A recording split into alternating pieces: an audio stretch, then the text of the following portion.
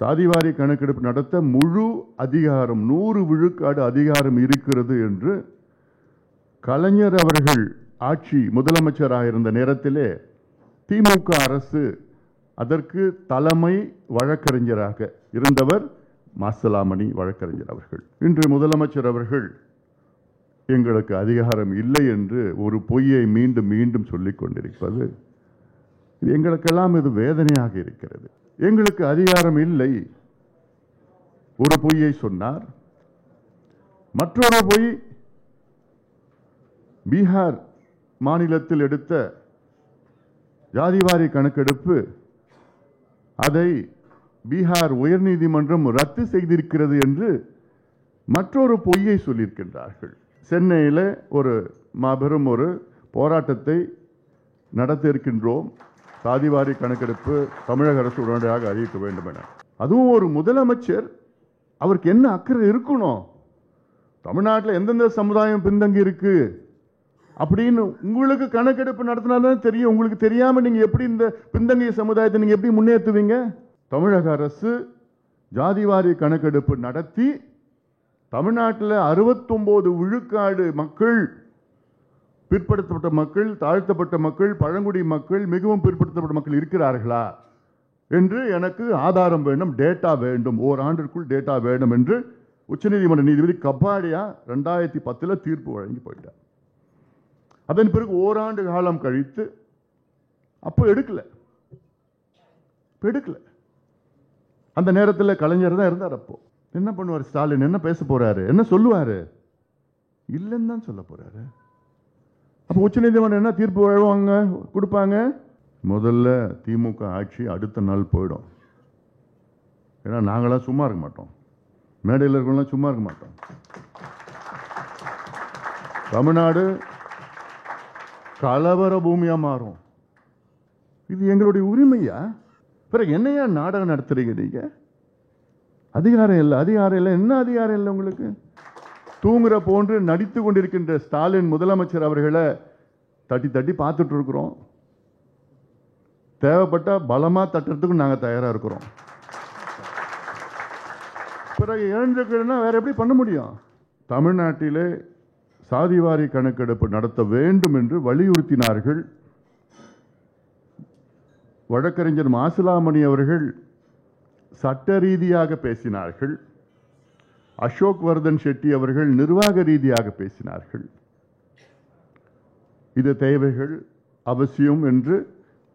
அப்போ அவர்கள் பேசியது தமிழ்நாடு அரசிற்கு சாதிவாரி கணக்கெடுப்பு நடத்த முழு அதிகாரம் 100 விழுக்காடு அதிகாரம் இருக்கிறது என்று கலைஞர் அவர்கள் ஆட்சி முதலமைச்சராக இருந்த நேரத்திலே திமுக அரசு அதற்கு தலைமை வழக்கறிஞராக இருந்தவர் மாசிலாமணி வழக்கறிஞர் அவர்கள்.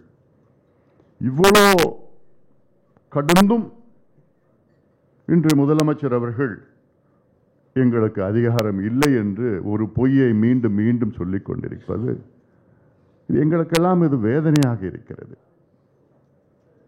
ஒரு முதலமைச்சர் அவர்கள் குறிப்பாக சட்டமன்றத்திற்குள் எங்களுக்கு அதிகாரம் இல்லை ஒரு பொய்யை சொன்னார். மற்றொரு பொய் பீகார் மாநிலத்தில் எடுத்த ஜாதிவாரி கணக்கெடுப்பு அதை பீகார் உயர்நீதிமன்றம் ரத்து செய்திருக்கிறது என்று மற்றொரு பொய்யை சொல்லியிருக்கின்றார்கள். இன்றைய கட்டத்திலே நாங்கள் கூடியிருக்கின்றோம். காலத்தின் இந்த முடிவை, இந்த கலந்தாய்வு கூட்டம் அதான் நாங்கள் முதல்ல இந்த கலந்தாய்வு கூட்டம் ஒரு ரவுண்ட் டேபிள் வச்சுக்கிட்டு நாங்கள் தலைவர்கள் மட்டும் பேசணும்னு ஒரு முடிவெடுத்தோம். அதன் பிறகு இப்போ ஊடகத்தில் பல பேர் வருவார்கள், அவர்கள் சரியான முறையில் கிடைக்காது என்ற நோக்கத்தில் தான் ஒரு சின்ன ஒரு அரங்கிலே எடுத்து நடத்தி கொண்டிருக்கின்றோம். நடத்தணும்னா எவ்வளோ பெருசாக கூட்டம் நடத்தலாம், ஒரு பொதுக்கூட்டம் நடத்தலாம், மாநாடு நடத்தலாம், எல்லாம் நடத்திட்டு இருக்கலாம். ஏன்னா அந்த அளவுக்கு எங்களுக்குள்ள அவ்வளோ உணர்வுகள் இருக்கு. உணர்வுகள்லாம் கோபம் தான் அதிகமாக இருக்கு, அது வெளிப்பாடு. ஆனால் எங்களுக்கு வேலை நடக்கணும். அதற்காக தான் இன்றைக்கு நாங்கள் கூடியிருக்கிறோம். கூடி இப்பொழுது முடிவும் எடுத்திருக்கிறோம். இந்த மாதத்திற்குள் சென்னையில் ஒரு மாபெரும் ஒரு போராட்டத்தை நடத்த இருக்கின்றோம். சாதிவாரி கணக்கெடுப்பு தமிழக அரசு உடனடியாக அறிவிக்க வேண்டும் என. மேடையில் இருக்கின்ற தலைவர்கள் எல்லாம் அரசியல் ரீதியிலே வெவ்வேறு கருத்துக்கள் அவங்களுக்கும் இருக்கும், வெவ்வேறு கொள்கைகள் இருக்கும். ஆனால் அடிப்படையிலே நாங்கள் ஒன்று சேர்ந்திருப்பது சமூக நீதி என்ற ஒத்தை வார்த்தை, ஒத்தை கொள்கைகள் அடிப்படையில் தான் இவ்வளவு பேர் நாங்கள் ஒன்றா சேர்ந்திருக்கிறோம். இன்னும் அதிகமாக சேர போறாங்க. பொலிட்டிக்கலாக நாங்கள் எங்களுக்கு வேற ஸ்டாண்ட் இருக்கும், அவங்களுக்கு கருத்து இருக்கும், கொள்கைகள் இருக்கும், மாற்ற இருக்கு. ஆனால் சமூக நீதி அந்த அடிப்படையில் தான் நாங்கள் ஒன்றா சேர்ந்திருக்கோம். சமூக நீதினா என்ன? சமூக நீதி என்றால் சமூகத்தில் பின்தங்கிய சமுதாயம் முன்னேறிய சமுதாயத்திற்கு நிகராக முன்னேற வேண்டும். அதான் சமூக நீதி. சரி, நீ பின்தங்கிய சமுதாயம் யாரு, என்ன நிலையில் இருக்கிறாங்கன்னு அந்த கணக்கெடுப்பு நடத்தினா தானே உனக்கே தெரியும். அதுவும் ஒரு முதலமைச்சர், அவருக்கு என்ன அக்கறை இருக்கணும், தமிழ்நாட்டில் எந்தெந்த சமுதாயம் பின்தங்கி இருக்கு அப்படின்னு உங்களுக்கு கணக்கெடுப்பு நடத்தினா தான் தெரியும். உங்களுக்கு தெரியாம நீங்க எப்படி இந்த பின்தங்கிய சமுதாயத்தை நீங்க எப்படி முன்னேற்றுவீங்க? ஒரு பழைய கணக்கெடுப்பு நடத்தி வச்சுக்கிட்டு 1931 தான் பழைய கணக்கெடுப்பு நடத்தினாங்க, கடைசியா இந்தியாவில் நடத்தினாங்க. அதுவும் எப்படி நடத்தினாங்க? வெள்ளையர்கள் ஆட்சி காலத்தில் 1871 1871 தான் முதல் மக்கள் தொகை கணக்கெடுப்பு வெள்ளையர்கள் நடத்தினார்கள். அதன் பிறகு 1881 10 ஆண்டுகளுக்கு பிறகு அந்த 10 ஆண்டு காலத்தில் பார்த்தாங்க, என்னடா இவ்வளோ மக்கள் தொகை கணக்கெடுப்பில் ஒரு சமுதாயம் மட்டும்தான் அரசியல் ரீதியிலும் அதிகார ரீதியிலும் அங்கே பிரதிநிதித்துவம் அவர்களுக்கு இருக்கிறது, மற்றவர்களுக்கு எல்லாம் இல்லைன்னு நோக்கத்தில் தான் 1881 வெள்ளையர்கள் மக்கள் தொகை கணக்கெடுப்பை ஜாதிவாரி கணக்கெடுப்பை நடத்தினாங்க. அதன் பிறகு ஒவ்வொரு 10 ஆண்டுகளும் 1891 நடத்தினாங்க. அதுக்கப்புறம் 1901 நடத்தினாங்க, 1911 நடத்தினாங்க, 1921 நடத்தினாங்க, 1931 கடைசியா நடத்தினாங்க. 41 இரண்டாவது உலக போர் நடந்தது, அதனால வெள்ளையர்கள் நடத்த முடியல அவர்களால். 51 விடுதலை கிடைச்சிருச்சு நமக்கு, 47 விடுதலை கிடைச்சிருச்சு, 51 நடத்த முடியல. அப்போ நேரு அவர்கள் நடத்தல. அப்போ இந்த கணக்கெடுப்பை வைத்துத்தான் வெள்ளை காலத்தில் அப்பொழுது சென்னை மாகாணம் மெட்ராஸ் பிரசிடென்சி, அப்போ இந்தியாவில் முதல் 100 விழுக்காடு இடஒதுக்கீடு அப்படின்னு அறிவிச்சது எப்போன்னா நீதி கட்சி 1921 ஆட்சிக்கு வந்த நேரத்தில் 100% ரிசர்வேஷன் அறிவிச்சாங்க. ஆனால் அந்த சட்டத்தை கொண்டு வந்து நடைமுறைப்படுத்துவதற்கு 1927 தான் நடைமுறைப்படுத்த முடியுது. நினைச்சு பாருங்க, அப்போ தமிழ்நாட்டில் 100 விழுக்காடு இடஒதுக்கீடு. அதன் பிறகு 1935 இந்திய அளவில் இடஒதுக்கீடு அப்போதான் முதல் கொண்டு வந்தாங்க. அப்பொழுது நினைச்சு பாருங்க, தமிழ்நாட்டில் சென்னை மாகாணத்தில் மத்திய வேலைகளிலும் 100 விழுக்காடு இடஒதுக்கீடு, மாநில வேலைகளிலும் 100 விழுக்காடு இடஒதுக்கீடு. ஆனால் அதுக்கு பிறகு என்ன நடந்ததுன்னா, விடுதலை அடைந்து 6 நாட்களில் மத்தியில் இருக்கின்ற இடஒதுக்கீடை ரத்து பண்ணிட்டாங்க. அப்புறம் 1950 தமிழ்நாட்டில் இருந்த மாநில அளவில் இருக்கின்ற இடஒதுக்கீடு நீதிமன்றத்தில் ரத்து பண்ணிட்டாங்க. அதன் பிறகுதான் தந்தை பெரியார் போன்றவர்கள்லாம் வந்து போராட்டம் பண்ணினா, அதன் பிறகு அரசியல் சாசன முதல் சட்ட திருத்தம், கான்ஸ்டிடியூஷனில் முதல் அமெண்ட்மெண்ட் கொண்டு வந்தது. இது வரலாறு. இதுக்கப்புறம் நிறைய நடந்தது. அதெல்லாம் பேசணும்னா நிறைய நேரம் ஆகும். அதில் அதெல்லாம் பேசலாம், அதுக்கு தெரியும், உங்களுக்கு நிறைய பேருக்கு தெரியும். அதில் அதன் பிறகு தொடர்ச்சியாக தான் தமிழ்நாட்டில் இடஒதுக்கீடு கொஞ்சம் கொஞ்சமாக வந்து 41 அப்புறம் 50 விழுக்காடு வந்து, அதுக்கப்புறம் 68 விழுக்காடு வந்து, அப்புறம் 69 விழுக்காடு. 69 விழுக்காடு தமிழ்நாட்டில் மட்டும்தான் இருக்கு, இந்தியாவில் வேற எந்த மாநிலத்திலும் கிடையாது. மற்ற மாநிலங்கள்லாம் வெறும் 50 விழுக்காடு தான் இருக்கு. அந்த 69 விழுக்காடுக்கும் ஆபத்து வந்தது. அப்போ இதை யாரு காப்பாத்தினாங்கன்னா, அப்பொழுது இந்த முதலமைச்சர் செல்வி ஜெயலலிதா அம்மையார் அவர்கள். அந்த அம்மா இல்லைன்னா இன்னைக்கு தமிழ்நாட்டிலையும் 50 விழுக்காடு தான் இருந்திருக்கும். வேற வழி கிடையாது. அந்த எப்படி காப்பாத்தினாங்க? 9வது அட்டவணையில் அரசியல் சாசனம் 9வது 9 ஷெட்யூல்ல அது கொண்டு வந்து அதில் பாதுகாப்பு கொடுத்ததெல்லாம் இது சும்மா சட்டம். தமிழ்நாட்டில் சட்டம் நிறைவேற்றினா போதாது. அவங்க சட்டம் நிறைவேற்றி தமிழ்நாட்டில் 93, 94 சட்டத்தை நிறைவேற்றி அப்பொழுது நரசிம்மராவ் பிரதமர் அவர்கள் அவரை அழுத்தம் கொடுத்து வலியுறுத்தி அரசியல் சாசன சட்ட திருத்தம் கான்ஸ்டிடியூஷனல் அமெண்ட்மெண்ட் பண்ணணும்னா 2/3 மெஜாரிட்டி பார்லிமெண்ட்ல நடக்கணும். அப்படி 2/3 மெஜாரிட்டி நினைச்சு பாருங்க. தமிழ்நாட்டு பிரச்சனை இது. ஆனா நம்ம நாடாளுமன்றத்தில் 2/3 மெஜாரிட்டி வைத்து தமிழ்நாட்டினுடைய சட்டத்தை 9வது அட்டவணையில் பாதுகாப்பு கொடுத்தது அப்பொழுது முதலமைச்சர் செல்வி ஜெயலலிதா அவர். எவ்வளோ பெரிய ஒரு காரியம் பண்ணியிருக்கிறாங்க. ஆனால் இது நம்ம யாரும் பேசுறது இல்லை. ஏன்னா அதுக்கு முன்பு வந்த மண்டல் குழு பரிந்துரை, அதுக்கப்புறம் இந்திரா சாணி வழக்கு 1992 இந்திரா சாணி வழக்கு போட்டு அந்த வழக்கில் வந்து அப்போ இதுக்கு முன்பு நடந்தது Balaji versus state of Karnataka 1962 உச்சநீதிமன்றம் தீர்ப்பு ஒன்று இருக்கு. அதில் என்னன்னா 50 விழுக்காட்டிற்கு மேல் யாருமே இடஒதுக்கீடு கொடுக்க கூடாதுன்னு 1962 உச்சநீதிமன்றம் சொல்லிட்டாங்க. அதன் பிறகு எத்தனையோ தீர்ப்பில் வந்து இந்திரா சாணி வழக்கு வந்தது. அப்போ 13 ஜட்ஜா 13 ஜட்ஜ் இந்திரா சாணி வழக்கில் அவங்களும் அதை நிலைநாட்டிட்டாங்க. 50 விழுக்காடுக்கு மேல போகக்கூடாது. அப்ப தமிழ்நாட்டுக்கு அப்போ 93 ஒரு வழக்கு போட்டாங்க. தமிழ்நாட்டில் 69 விழுக்காடு இடஒதுக்கீடு இருக்கக்கூடாதுன்னு வழக்கு போட்டாங்க.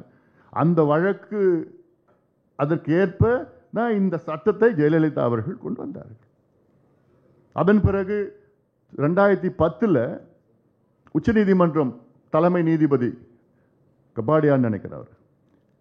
அவர் என்ன பண்ணிட்டாரு? இந்த வழக்கை எடுத்துக்கிட்டு அவர் சொன்னார், எனக்கு 9வது அட்டவணையில் இருந்தாலும் எனக்கு கவலை இல்லை, நான் இது எடுத்து நான் கொண்டு வருவேன், இது வந்து ஒரு வழக்கை எடுத்துப்பேன்னு சொல்லி எடுத்துக்கிட்டார். எடுத்துக்கிட்டு அப்புறம் என்ன பண்ணாங்க? 2010 ஒரு தீர்ப்பு கொடுத்தார். அவர் கப்பாடியா தீர்ப்பு கொடுத்தார். அந்த தீர்ப்பில் என்ன சொன்னார்? இந்த வருஷம் நான் தமிழ்நாட்டில் 69 விழுக்காடு இடஒதுக்கீடு நான் ஏற்றுக்கிறேன். ஆனால் ஒரு ஆண்டிற்குள் தமிழக அரசு ஜாதிவாரி கணக்கெடுப்பு நடத்தி தமிழ்நாட்டில் 69 விழுக்காடு மக்கள், பிற்படுத்தப்பட்ட மக்கள், தாழ்த்தப்பட்ட மக்கள், பழங்குடி மக்கள், மிகவும் பிற்படுத்தப்பட்ட மக்கள் இருக்கிறார்களா என்று எனக்கு ஆதாரம் வேண்டும், டேட்டா வேண்டும், ஓராண்டிற்குள் டேட்டா வேண்டும் என்று உச்சநீதிமன்ற நீதிபதி கபாடியா 2010 தீர்ப்பு வழங்கி போயிட்டார். அதன் பிறகு ஓராண்டு காலம் கழித்து அப்போ எடுக்கல. அந்த நேரத்தில் கலைஞர் தான் இருந்தார். அப்போ எங்க மருத்துவர் ஐயா அவர்கள் கலைஞரை பார்த்து, இங்க பாருங்க தீர்ப்பு வந்துருச்சு, உச்சநீதிமன்றம் தீர்ப்பு வந்துருச்சு, தயவு செய்து எடுங்கன்னு. சரிங்க பார்க்கலாங்க, நிச்சயமா நான் செய்கிறேன். ஒன்றும் நடக்கல. அப்போ ஜனார்தன் அவர்கள் பிற்படுத்தப்பட்ட ஆணையராக இருந்தார், பேக்வர்ட் கிளாஸ் கமிஷன் சேர்மனாக இருந்தார், தலைவராக இருந்தார். அவர் என்ன பண்ணிட்டாரு? 1931 சென்சஸ், கடைசியாக நடந்த சென்சஸ், சட்டநாதன் அவர்கள் எடுத்த கணக்கெடுப்பு. சட்டநாதன் அவர்கள் வந்து சென்சஸ் வந்து எக்ஸ்ட்ராபுலேட் பண்ணிட்டார். 31 மக்கள் தொகை எவ்வளோன்னா 69, 70 எவ்வளோ இருக்கும், 31 எடுத்த கணக்கெடுப்பில் எக்ஸ்ட்ராபுலேட் பண்ணிட்டார். அம்பாசங்கர் அவர்கள் பிறகு 84, 85 வந்தார். அவர் கணக்கெடுப்பு, அவர் எடுத்த டோர் டு டோர் எனுமரேஷன், இது எல்லாம் சேர்ந்து ஜனார்தன் அவர்கள் ஒரு கம்பைல் பண்ணி இங்கே வந்து 69க்கு மேலே தமிழ்நாட்டில் இருக்கிறாங்க அப்படின்னு சொல்லி உச்சநீதிமன்றத்தில் ஓரளவுக்கு ஜஸ்டிஃபை பண்ணார். அதனால தான் உச்சநீதிமன்றம் அமைதியாக இருந்துட்டாங்க. அமைதியாக தான் இருக்கிறாங்க தவிர அந்த கேஸ் இன்னும் இருக்கு. அதன் பிறகு 2017 ஒருத்தர் வழக்கு போட்டார் உச்சநீதிமன்றத்தில், 18 இன்னொருத்தர் கேஸ் போட்டார். போட்டுட்டு உச்சநீதிமன்றம் என்ன பண்ணியிருக்கிறாங்கன்னா, மராத்தா வழக்கு இருக்கு, மகாராஷ்டிராவில் கொடுத்தாங்க மராத்தா வழக்கு, அந்த வழக்கு முடிச்சவுடன் நான் தமிழ்நாட்டு வழக்கு எடுக்க போறேன்னு உச்சநீதிமன்றம் சொன்னாங்க. இப்போ மராத்தா வழக்கு முடிஞ்சு போச்சு. தமிழ்நாடு வழக்கு என்னைக்கு வேணா வரும், என்னைக்கு வேணா எடுப்பாங்க. எடுத்த உச்சநீதிமன்றம் என்ன கேட்க போறாங்க? முதல்ல எடுத்திருக்கியா கணக்கெடுப்பு, உன்னால் நியாயப்படுத்த முடியுமா? தமிழ்நாட்டில் 69 விழுக்காடு மக்கள் எஸ்சி, எஸ்டி, எம்பிசி, ஓபிசி இருக்கிறாங்களா? என்ன பண்ணுவார் ஸ்டாலின்? என்ன பேச போறாரு? என்ன சொல்லுவாரு? இல்லைன்னு தான் சொல்ல போறாரு. அப்ப உச்சநீதிமன்றம் என்ன தீர்ப்பு வழங்குவாங்க, கொடுப்பாங்க? 69 விழுக்காடை நான் குவாஷ் பண்றேன், தள்ளுபடி செய்யறேன், தமிழ்நாட்டில் 50 விழுக்காடு தான் என்று ஒரு தீர்ப்பு கொடுத்தாங்கன்னா என்ன நடக்கும் தமிழ்நாட்டில்? முதல்ல திமுக ஆட்சி அடுத்த நாள் போயிடும். ஏன்னா நாங்களாம் சும்மா இருக்க மாட்டோம், மேடையில் இருக்கவங்களாம் சும்மா இருக்க மாட்டோம். தமிழ்நாடு கலவர பூமியா மாறும். இது எங்களுடைய உரிமையா? என்ன நாங்க கேட்கிறோம்? இந்த பிள்ளைங்களுக்கு படிப்பு கூடிய, வேலையை கூடிய, எங்களை முன்னேற்றணும்னு கேட்கிறோம். அதற்கு யார் யார் எந்த நிலையில் இருக்கிறாங்கன்னு கணக்கெடுப்பு நடத்து. அதிகாரம் உங்ககிட்ட இருக்கு. ஏன் பீகார்ல நடத்துறாரு முதலமைச்சர் நிதிஷ்குமார் அவர்கள், அவருக்கு அதிகாரம் இல்லாம நடத்திருக்கிறாரு. தெலுங்கானா நடத்தினாரு ரேவந்த் ரெட்டி முதலமைச்சர், அதிகாரம் இல்லாம நடத்தினாரு. தெலுங்கானாவில் அங்க இருக்கிற உயர்நீதிமன்றம் தடை பண்ணியிருக்கிறாங்களா? உச்சநீதிமன்றம் என்ன தடை பண்ணாங்களா? இல்லையே. பிறகு என்னையா நாடகம் நடத்துறீங்க நீங்க? அதிகாரம் இல்லை, அதிகாரம் இல்லை. என்ன அதிகாரம் இல்லை உங்களுக்கு? இப்போ தமிழ்நாட்டில் பார்த்தீங்கன்னா வலசை பறவைகள், மைக்ரேட்டரி பேர்ட்ஸ், ரஷ்யாவிலிருந்து எத்தனை பறவைகள் தமிழ்நாட்டுக்கு வருது அந்த கணக்கெடுப்பு இருக்கு. சைனாவிலிருந்து எத்தனை பறவைகள் பறந்து வருது, எப்போ வருது, எத்தனை மாசங்க தங்குது, அந்த கணக்கெடுப்பு இருக்கு. ஆமைகள், எத்தனை ஆமைகள் எங்கெங்கிருந்து வருது, எங்கெங்க தங்குது, எவ்வளவு முட்டையிடுதுன்னு அந்த கணக்கெடுப்பு வச்சிருக்கிறாங்க. தெருவில் இருக்கிற கால்நடைகள் எங்கெங்க இருக்குது, மேய்ஞ்சிட்டு இருக்குது, அந்த கணக்கெடுப்புலாம் இருக்கு. இன்னும் சொல்ல போனா தெரு நாய்கள் எத்தனை பேர் இருக்கு, எங்கெங்க எத்தனை நாய்கள் எந்தெந்த ஊர்ல இருக்குது, அந்த கணக்கெடுப்புலாம் இருக்குது. பெண்களுக்கு இலவச பஸ் பாஸ் கொடுக்கறதுக்கு அந்த கணக்கெடுப்பு இருக்கு. எத்தனை பெண்கள் எத்தனை வயசுல என்ன வயசுல இருக்காங்க, எல்லா கணக்கெடுப்பு இருக்கு. இவ்வளோ கணக்கெடுப்பு நடத்த முடிகின்ற தமிழக அரசு ஏங்க சமூக நீதிக்காக ஒரு கணக்கெடுப்பு நடத்த உங்களுக்கு என்ன தயக்கம்? என்ன பிரச்சனை உங்களுக்கு?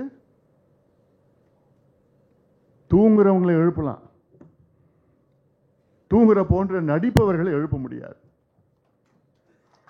ஆனா தூங்குற போன்று நடித்துக் கொண்டிருக்கின்ற ஸ்டாலின் முதலமைச்சர் அவர்களை தட்டி தட்டி பார்த்துட்டு இருக்கிறோம்.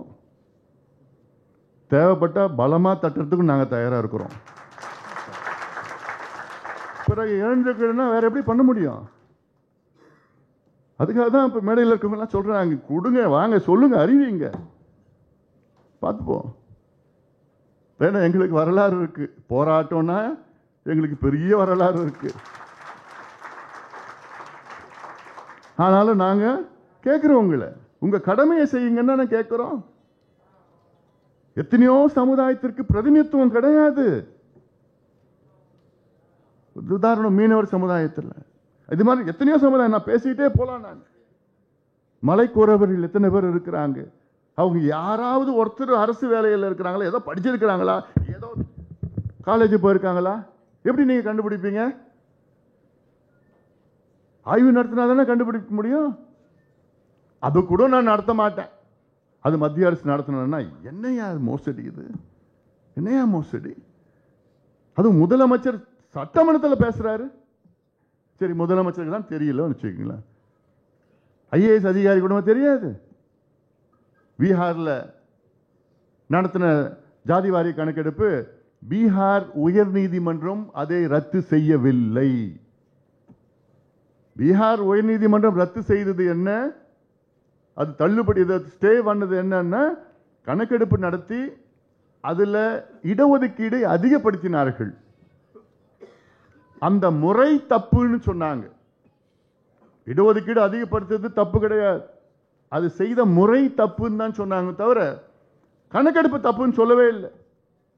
ஆனா முதலமைச்சர் ஸ்டாலின் அவர்கள் சட்டமன்றத்துக்கு உள்ள பீகார் உயர் நீதிமன்றம் கணக்கெடுப்பு ரத்து பண்ணிட்டாங்கன்னு ஒரு பொய்ய சொல்லிட்டு இருக்கிறார். என்ன நடக்குது தமிழ்நாட்டில்? அப்ப என்ன ஐஏஎஸ் அதிகாரிகள் கூடமா தெரியாது, அவங்களுக்கு கூடமா விவரம் தெரியல. எங்களுக்கு உரிமை இல்லை, உரிமை இல்லை, உரிமை இல்லைன்னு கோயபிள்ஸ் பிரச்சாரம். கோயபிள்ஸ்னா தெரியல உங்களுக்கு, ஒரு பொய்ய 10 முறை சொன்னா உண்மையாயிடுது திருப்பி பிறகு. ஆனா இவங்க எங்கள் தந்தை பெரியாரோட பேர பசங்க நாங்கள் மேடைக்கு வசனம் பேசிக்கிட்டு இருக்கிறது. சமூக நீதி எங்கள் உயிர் மூச்சு, நாங்கள் தான் இதெல்லாம் செய்வோம். என்னையா செய்றீங்க? என்ன செய்வீங்க? பாலு சொன்னார்ல, இதுக்கு முன்பு இருந்த முதலமைச்சர் யாராவது, ஏன் உங்களுடைய தந்தை கலைஞர் அவர்கள், ஆனால் கலைஞர் இன்னைக்கு இருந்திருந்தாருன்னா ஒரு நிமிடம் யோசிக்க மாட்டார், உடனே கையெழுத்து போட்டிருப்பார். அவருக்கு தெரியும், அவருக்கு உள்ள சமூக நீதி உணர்வு அவருக்கு இருந்தது, இப்போ இருக்கிறவருக்கு இல்லை. இதுக்கு முன்பு எடப்பாடி பழனிசாமி அவர்கிட்ட போய் கேட்டோம், முதலமைச்சர், அவரும் எங்களுக்கு அதிகாரம் இல்லைன்னு யாரும் சொல்லலையே. ஜெயலலிதா அம்மையாரை போய் பார்த்தோம், அவங்களுக்கும் அதிகாரம் இல்லைன்னு சொல்லலையே. நாங்கள் நிச்சயமா செய்வோம் தானே சொன்னாங்க. அதுக்கு முன்பு கலைஞரை பார்த்தோம், அவங்களுக்கும் அதிகாரம் இல்லைன்னு சொல்லலையே. அதுக்கு முன்பு எம்ஜிஆர் அவர்களை பார்த்தோம், அவருக்கும் அதிகாரம் இல்லைன்னு சொல்லலையே. இவர் மட்டும்தான் எங்களுக்கு அதிகாரம் இல்லைங்க. அப்ப என்ன, பீகார் என்ன ஜப்பான்ல இருக்குதா, சைனாவில் இருக்குதா, தெலுங்கானா என்ன அமெரிக்காவில் இருக்குதா? இந்தியாவில் தானே இருக்குது. எல்லா மாநிலத்தையும் ஒரே சட்டம் தானே. 2008 இந்தியன் ஸ்டாட்டிஸ்டிக்கல் ஆக்ட் படி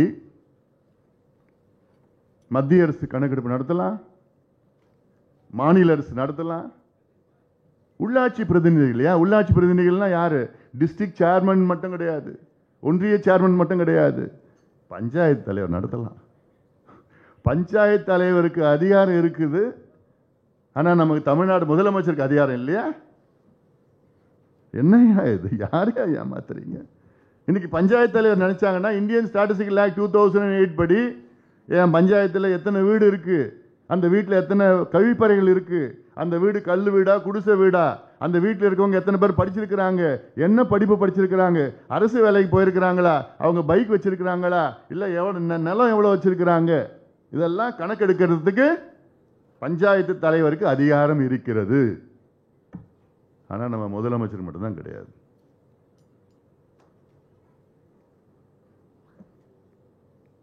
யாரை ஏமாத்திட்டு இருக்கீங்க? எவ்வளவு காலமா ஏமாத்த போறீங்க? நாங்க என்ன கேட்கிறோம்? கணக்கெடுப்பு நடத்துங்க. சர்வேக்கும் இல்ல, சென்சஸ் சர்வே, சென்சஸ் சர்வே. நாங்க கேட்கறது சென்சஸ் கேட்கல, சர்வே கேளுங்க. சென்சஸ் நாங்க மத்திய அரசு கேட்டுட்டு இருக்கிறோம், தொடர்ந்து கேட்டுட்டு இருக்கிறோம். சென்சஸ்ல ஜாதிவாரி கணக்கெடுப்பு கொண்டு வாங்க. இப்ப இல்ல, வாஜ்பாய் காலத்துல இருந்து கேட்டுட்டு இருக்கிறோம், கிடைக்கல. அதன் பிறகு மன்மோகன் சிங் அவர்கள், நான் தான் அப்ப அமைச்சரா கூட இருந்தேன். நான் எத்தனையோ பேர் கையெழுத்து வாங்கினேன், 230 நான் இருந்தேன் அப்ப எம்பி கையெழுத்து வாங்கி. அப்ப சிவராஜ் பாட்டீல் தான் உள்துறை அமைச்சர். ஏகேஎம்க்குலாம் தெரியும், பாலுக்கு தெரியும். நாங்கள் போய் ஒவ்வொரு எம்பியா போட்டு அவரை போய் பார்த்து அவசியம் பண்ணுங்க அழுத்தம் கொடுத்து பண்ணோம். அப்புறம் நாங்கள் 2009 வந்துட்டோம். அதுக்கப்புறம் லாலு பிரசாத் யாதவ்லாம் அவர் அழுத்தம் கொடுத்து பண்ணி, அதன் பிறகு 2011 அப்போ இருக்கிற UPA 2 அறிவிச்சாங்க, நாங்கள் செய்கிறோம், பிரணாப் முகர்ஜி அறிவிச்சார். அதன் பிறகு 2013 அது சோசியோ எக்கனாமிக் கணக்கெடுப்புன்னு ஏதோ ஒன்று குளறுபடி பண்ணி இன்னைக்கு அது வெளியில வரல. அப்பயும் பிரஷர் பண்ணோம் நாங்க. பிறகு மோடி அவர்கள் வந்த பிறகும் பலமுறை அவர்கள் அழுத்தம் கொடுத்தோம். ஏன்னா அடுத்தது 2021 சென்சஸ் மக்கள் தொகை கணக்கெடுப்பு வரும், அப்போ நீங்க கணக்கெடுப்பு ஜாதிவாரி கணக்கு சேர்த்து நடத்துங்க. அதுக்கு பிறகு கரோனா வந்ததுனால அது தள்ளி போய் இப்போ 26 வரப்போகுது. இந்த வருஷமா அடுத்த வருஷமா தெரியல கணக்கெடுப்பு, மக்கள் தொகை கணக்கெடுப்பு. அதுலயே இதுல சேர்க்கணும்னு இன்னைக்கும் நாங்க அழுத்தம் கொடுத்துட்டு தான் இருக்கிறோம். அவசியம் பண்ண மத்திய அரசு செய்யறோம், சென்சஸ்ல வரும். ஆனா நாங்க கேட்க, தமிழ்நாடு முதலமைச்சர் கேட்க, சர்வே எடுங்க. தெலுங்கானாவில் அதான் பண்ணாங்க, சர்வே எடுத்தாரு ரேவந்த் ரெட்டி. எவ்வளவு நாள்ல? 30 நாள். எவ்வளவு செலவு பண்ணாரு? 150 கோடி. எத்தனை பேர் வேலை செஞ்சாங்க? 1,02,000 பேர், 10,000 பேர் ஓவர்சீ பண்ணாங்க 30 நாள்ல. இது எடுக்க முடியாது ஐயா. 56 கேள்விகள் கேட்டாங்க. முதல் கேள்விகள், அதாவது பிரைமரி கொஸ்டின்ஸ் 56 கேள்விகள். மொத்தம் கேள்வியில் 75 கேள்விகள் கேட்டாங்க. ஒட்டுமொத்தம் அவங்க ஹிஸ்டரி எடுத்தாங்க. சட்டமன்றத்தில் 4 நாள் விவாதம். இதுதானேயா ஜனநாயகம்? இதுதானேயா சமூக நீதி? நீங்க வார்த்தைக்கு வார்த்தை சமூக நீதி, எங்க மூச்சுன்னு பேசுறது என்ன அர்த்தம் இருக்குது? இல்ல என்ன சமூக நீதி? உங்களுக்கு என்ன சம்பந்தம் இருக்குது? உங்க கூட இருக்கிற கூட்டணி கட்சிகளே கேட்கறாங்க, எடுத்துங்க கேட்கறாங்க. தமிழ்நாட்டில் எல்லா கட்சியும் கேட்குது, எதிர்கட்சியில எத்தனை பேர் எல்லா கட்சியும் கேட்கறாங்க. உங்களுக்கு மட்டும் என்ன கணக்கு, என்ன பிரச்சனை உங்களுக்கு? நாங்க நிச்சயமா இது அரசியலுக்காக நாங்க கேட்கல, கேட்கறதுக்கு அவசியமும் எங்களுக்கு இல்லை. இது உண்மையான சமூக நீதி பிரச்சனையா? இது அரசியல் பிரச்சனை கிடையாது.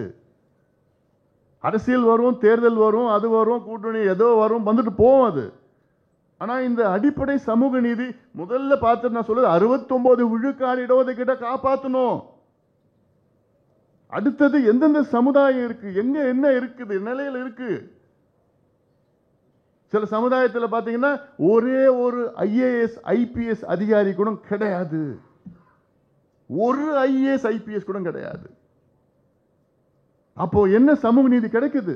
எவ்வளவு பெரிய சமுதாயங்கள் இருக்கிறாங்க. செக்ரட்டரி போஸ்டிங் யாரும் கிடையாது அங்க. டாக்டர் எத்தனை பேர் இருக்கிறாங்க சில சமுதாயத்தில் இல்ல. அப்போ இந்த சமுதாயம் எப்படியா முன்னேறும்? இன்னைக்கு நம்ம இடஒதுக்கீடு எப்படி கொடுக்கிறோம்? எந்த அடிப்படையில் கொடுக்கிறோம்? எந்த அடிப்படையில்? ஜாதி அடிப்படையில் தான். வேற எந்த அடிப்படையில் கொடுக்கல?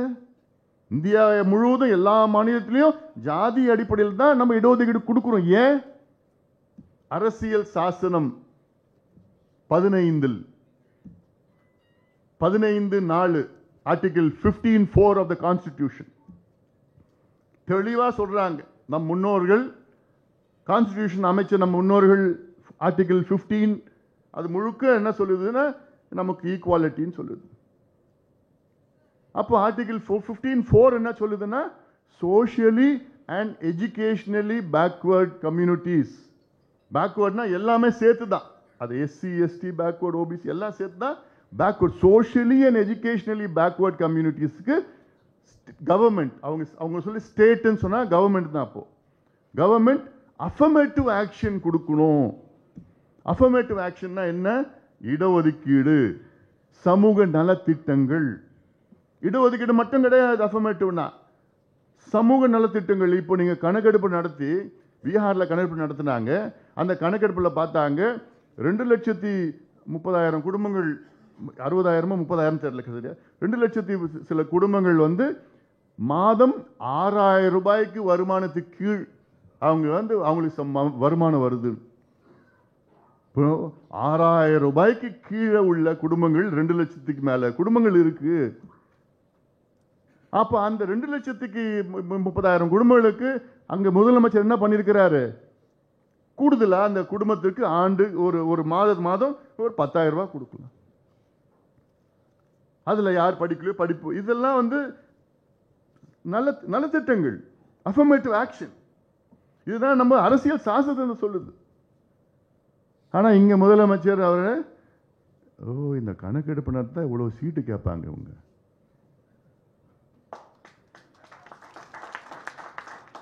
அவருக்கு இதுல ஏறது அவ்வளவுதான். அவருக்கு ஐயோ இவங்க இந்த ஜாதி எந்த சீட்டு கேட்பாங்க, அப்புறம் இந்த ஜாதியில அந்த மாவட்ட செயலர் கேட்பாங்க. ஏற்கனவே நீங்க அதை வச்சுதான் நீங்க அரசியலே பண்றீங்க. ஆனா இன்னைக்கு யார்கிட்ட தெரியுமா துல்லியமான கணக்கெடுப்பு இருக்கு? திமுக கிட்ட தான் இருக்கு. புரியுதா? எலெக்ஷன் நேரத்தில் இந்த கிராமத்தில், இந்த வீட்டில், இந்த தெருவில், இந்த வீட்டில் 5 பேர் இந்த சமுதாயத்தில் இருக்கிறாங்க. அந்த 5 பேர் எந்த ஓட்டுக்கு யாருக்கு போடுவாங்க கிளீனா வச்சிருப்பாங்க ஸ்கெட்ச். பக்கத்து வீட்டில் எந்த சமுதாயத்தில் இருக்கிறாங்க அவங்க யாருக்கு ஓட்டு போடுவாங்க, அவங்களுக்கு எப்படி ஸ்கெட்சை போட்டு எப்படி கொடுக்கலாம் கிளீனா வச்சிருக்கிறாங்க. அவங்க கிட்ட இல்லாத டேட்டாவே கிடையாது. எதுக்கு பயன்படுத்துறாங்க? இடஒதுக்கீடுக்கா? முன்னேற்றுவதற்காக? ஓட்டுக்கு கொடுக்கிறதுக்கு இதெல்லாம் பண்றாங்க. ஆனா இவங்களை இந்த பிள்ளைங்களை பாவம் படிக்க வைக்கிறதுக்கு, படிச்ச பிள்ளைங்களை வேலை கிடைக்கிறதுக்கு அந்த மனசெல்லாம் வரலையே ஸ்டாலின் அவர்களுக்கு. இதுதான் சமூக நீதியா? இதுதான் இவங்க பேசுற சமூக நீதியா? இனியும் நாங்கள் பொறுமையாக இருக்க மாட்டோம். போதும், கேட்டு கேட்டு பார்த்துட்டோம். இவ்வளோ சொல்லி பார்த்தேன். எங்கள் மருத்துவர் ஐயா 45 ஆண்டு காலம் ஒரு மனுஷன் போராடிட்டு இருக்கிறாருன்னா அது சாதாரண போராட்டம் கிடையாது. 45 ஆண்டு காலம். இன்னைக்கு 86 வயசு, இன்னைக்கும் போராடிட்டு இருக்காரு. எதுக்கு? கணக்கெடுப்பு நடத்துங்கயா. கணக்கெடுப்பு நடத்தினாதான் எந்த சமுதாயம் எந்த நிலையில இருக்குன்னு தெரியும். இந்த இடஒதுக்கீடு 100 விழுக்காடு சமுதாயங்களுக்கு போய் சேரணும். அந்தந்த சமுதாயம் ஒன்று என்ன மக்கள் தொகையில் இருக்கிறாங்க. வெறும் மக்கள் தொகை அடிப்படையில் மட்டும் போதாது. ஒன்று மக்கள் தொகை, அடுத்தது சமூக பின்தங்கிய நிலை, பாப்புலேஷன், சோஷியல் பேக்வர்ட்னஸ், ரெண்டுமே எக்ஸ்ட்ராபுலேட் பண்ணி சேர்த்து அதுக்கு பிறகு நீ கொடுக்கறது தான் உண்மையான சமூக நீதி. அது 100% ரிசர்வேஷன் தமிழ்நாட்டில் கொண்டு வா. அவங்க என்னென்ன பிரதிநிதித்துவம் இருக்கிறாங்களோ, விகிதாச்சார பிரதிநிதித்துவம் இருக்கிறாங்களோ அது கொடுத்துட்டு போ. எந்த நிலையில் இருக்கிறாங்க கொடுத்துட்டு போங்க, நியாயப்படுத்தி கொடுத்துட்டு போகணும். இதுதான் எங்களுடைய கோரிக்கை, எங்களுடைய மருத்துவர் ஐயாவுடைய கோரிக்கை. இது எத்தனையோ சமுதாயங்களுக்கு எந்த பிரதிநிதித்துவமும் கிடையாது. அது எப்படி நீங்க கண்டுபிடிப்பீங்க? எடுத்தா தானே கண்டுபிடிப்பீங்க. அதனால இது அவசியமானது, அவசரமானது. அதற்காகத்தான் இந்த கலந்தாய்வு கூட்டத்தை இன்று நடத்தி கொண்டு இருக்கின்றோம். ஏதோ அவசரமா பாலு அவசரமா நடத்தணும். கொஞ்சம் நாள் போன வாரம் முடிவு பண்ணி டக்குன்னு நடத்திட்டோம். அது 5 நாள் 6 நாளில். அதனால் அடுத்தது நம்ம இப்போ இந்த மாதத்தில் ஒரு போராட்டம் சென்னையில், அதன் பிறகு ஸ்டாலின் அவர்கள் அறிவிக்கலைன்னா தமிழ்நாடு முழுவதும் போராட்டம் நடக்கும்.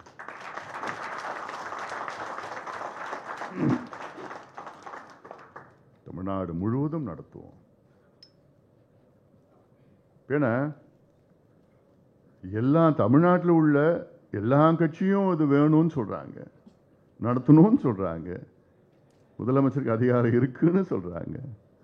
அந்த முதலமைச்சர் மட்டும் எனக்கு நடத்தணும் தான் அவர் சொல்றது, நடத்தணும் தான், எனக்கு அதிகாரம் கிடையாது.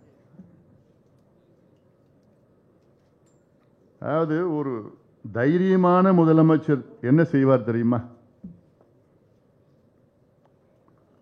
அந்த அதிகாரம் இல்லை என்றாலும் நான் நடத்துவேன், எனக்கு அதிகாரம் இருக்கிறது என்று அதை நடத்துவதுதான் ஒரு தைரியமான முதலமைச்சருக்கு அழகு.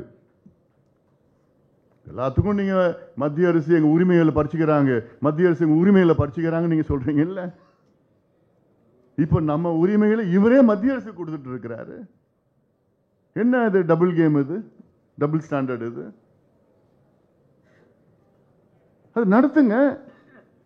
அப்படி உங்களுக்கு அதிகாரம் இல்லைன்னு யார் சொல்றாங்க பார்க்கலாம். இன்னைக்கு மத்திய அரசு உங்களுக்கு அதிகாரம் இல்லைன்னு சொன்னாங்களா? இல்லையே. சர்வே தானே அங்க கேட்கிறோம். சட்டமே இருக்கு, நாடாளுமன்ற சட்டம் இருக்கு. இந்தியாவில் எந்த நீதிமன்றமோ சர்வே பண்றதுக்கு தடை கொடுக்கல. எந்த மாநிலத்தில் எடுத்தாலும் எந்த நீதிமன்றமோ சர்வே பண்றதுக்கு, கணக்கெடுப்பு நடத்துறதுக்கு தடை கொடுக்கல, கொடுக்கவும் முடியாது. ஏன்னா சட்டம் இருக்கு. நாடாளுமன்றத்தில் நிறைவேற்றப்பட்ட சட்டம் இருக்கிறது, இந்தியன் ஸ்டாட்டிஸ்டிக்கல் ஆக்ட் 2008. பீகார்ல பிஜேபி கூட்டணி தாங்க. சிலது அவங்க நடத்துவாங்களா, அவங்களுக்கு எதிர்ப்பெல்லாம் அதுக்குள்ள நான் போக விரும்பல. பீகார் சட்டமன்றத்தில் எல்லா கட்சியும் தான் அந்த சட்டத்துக்கு ஆதரவு கொடுத்தாங்க, பிஜேபி உட்பட. அதே போன்று ராகுல் காந்தி அவர்களும் நிச்சயமா நடத்தணும் வலியுறுத்தி அது ஒரு எலெக்ஷன் பிரச்சாரமா கொண்டு வந்தார். அவங்க மாநிலத்தில் இப்ப தெலுங்கானாவில் நடத்த சொல்லிட்டு இருக்காரு, நடத்தி இருக்கிறார். அவர் தான் தொடக்கி வச்சாரு, முடிச்சுட்டாங்க. இப்போ கர்நாடகாவில் நடத்தி முடிச்சுட்டாங்க. சித்தராமையா அப்போ இருந்த நேரத்தில் நடத்தி முடிச்சுட்டாங்க. ஆந்திராவில் நடத்திக்கிட்டு இருக்கிறாங்க. ஒரிசாவில் நடத்தி நிதிஷ்குமார், நம்ம நவீன் பட்நாயக் அவர்கள் வந்து கையெழுத்து போட்டு இப்போ முதலமைச்சர் நேரத்தில் நடத்த சொல்லிட்டாருங்க. ஜார்க்கண்டில் நடத்திட்டு இருக்கிறாங்க. அப்போ இவ்வளோ மாநிலங்களில் இந்தியாவில் நடத்திக்கிட்டு இருக்காங்க, நடத்தி முடிச்சும் போயிட்டாங்க. நம்ம ஆளுக்கு மட்டும் எங்களுக்கு அதிகாரம் இல்லைங்க இப்படி சொல்லிட்டு இருக்கிறது எனக்கு வேடிக்கையா இருக்கு.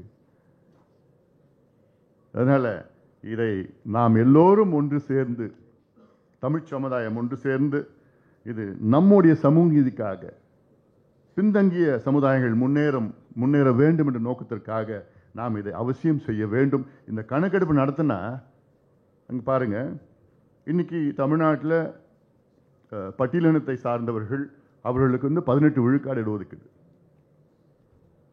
பழங்குடி மக்களுக்கு 1% 19. பட்டியலின மக்கள் தமிழ்நாட்டில் கிட்டத்தட்ட 23% இருக்கின்றார்கள், கிடைக்கிறது 18%. அப்ப என்ன இந்த சமூக நீதிக்கு இன்னும் 5% இல்லை, கிடைக்கல. அவங்களுக்கு அவசியம் கிடைக்கணும். 18 விழுக்காட்டிலிருந்து குறைந்தது 22 விழுக்காடு பட்டியலின மக்களுக்கு அதிகப்படுத்தணும். பழங்குடி மக்களுக்கு 1%லிருந்து 1.5% அதிகப்படுத்தணும். எம்பிசிக்கு 20%லிருந்து 23% அதிகப்படுத்தணும். பிசிக்கு 30%லிருந்து 45% அதிகப்படுத்தணும். இது ஒரு விதமான கருத்து. இது கணக்கெடுப்பு நடத்தினா இதில் அதிகப்படுத்தலாம். இன்னொரு விதமான கருத்து, எல்லாமே எல்லாத்துக்கும் கொடுங்க, இடஒதுக்கீடு கொடுங்க, கணக்கெடுப்பு நடத்தி. பிராமணருக்கு கொடுங்க, ரெட்டியாருக்கு கொடுங்க, நாயுடு கொடுங்க, முன்னேறிய எல்லாத்துக்கும் கொடுங்க. அவங்களுடைய மக்கள் தொகை அடிப்படையிலையும் சமூக பின்தங்கிய நிலை அடிப்படையிலும் கொடுங்க. 100% ரிசர்வேஷன். ஆனா இது ரெண்டுத்துக்கும் நீங்க டேட்டா இருந்தா தானே, கான்டெம்பரரி பர்டினன்ட் டேட்டா அப்படின்னு சொல்றாங்க உச்ச நீதிமன்றத்தில். எடுத்துட்டு போங்க. எவ்வளவு நாள்ல எடுத்தா? தெலுங்கானால 30 நாள். பீகார்ல எவ்வளவு நாள் எடுத்தாங்க தெரியுமா? பீகார்ல 12 கோடி மக்கள், தமிழ்நாட்டில் 7.25 கோடி 8 கோடி கூட வச்சுக்கங்களேன். 12 கோடி பீகார்ல எவ்வளவு நாள் எடுத்தாங்க? 45 நாள்ல எடுத்தாங்க. 500 கோடி ரூபாய் செலவு பண்ணாங்க. 45 நாள்ல எடுத்தாங்க. 2.5 லட்சம் பேர் கணக்கெடுப்பு நடத்தினாங்க பீகார்ல.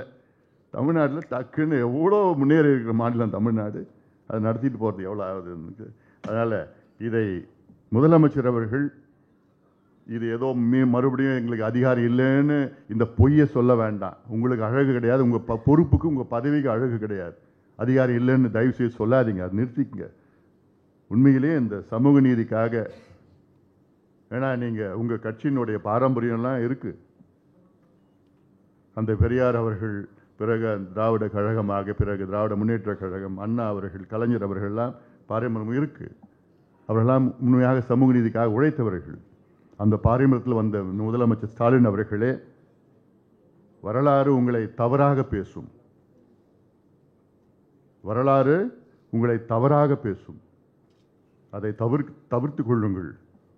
அவசியமானது தமிழ்நாட்டிலே இன்றைய காலகட்டத்திலே மற்ற மாநிலங்களில் நடப்பது போன்று நீங்களும் ஜாதிவாரி கணக்கெடுப்பு சர்வே, இந்தியன் ஸ்டாட்டிஸ்டிக்கல் ஆக்ட் 2008 படி சர்வேயை உடனடியாக அமைச்சரவையை கூட்டி இதை சர்வே செய்ய வேண்டும் என்று ஒரு ஆணையை பிறப்பியுங்கள்.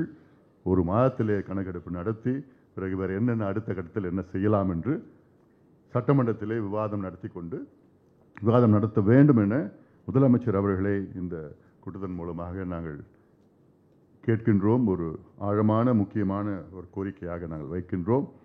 சொன்னது போன்ற அது செய்யவில்லை என்றால் நாங்கள் முதல் கட்டமாக இந்த மாதத்தில் ஒரு மிகப்பெரிய ஒரு ஆர்ப்பாட்டம் சென்னையிலே நடைபெறும். பிறகு அடுத்தது முதலமைச்சர் அவர்கள் மீண்டும் அதை செய்யவில்லை என்றால், தொடர்ந்து அதை செய்யவில்லை என்றால் தமிழ்நாடு முழுவதும் பல வகை போராட்டங்கள் நடத்த தயங்க மாட்டோம். பல வகை போராட்டங்களை நாங்கள் நடத்துவோம் என்று இந்த நேரத்தில் கேட்டுக்கொண்டு, இந்த அவசர அழைப்பை ஏற்று இங்கே வருகை தந்திருக்கின்ற என்னுடைய அருமை சகோதரர்களுக்கு, அத்துணை தலைவர்களுக்கும் என்னுடைய நெஞ்சார்ந்த நன்றியை, பாராட்டுகள், வாழ்த்துக்களை தெரிவித்து அமர்கின்றேன். நன்றி, வணக்கம்.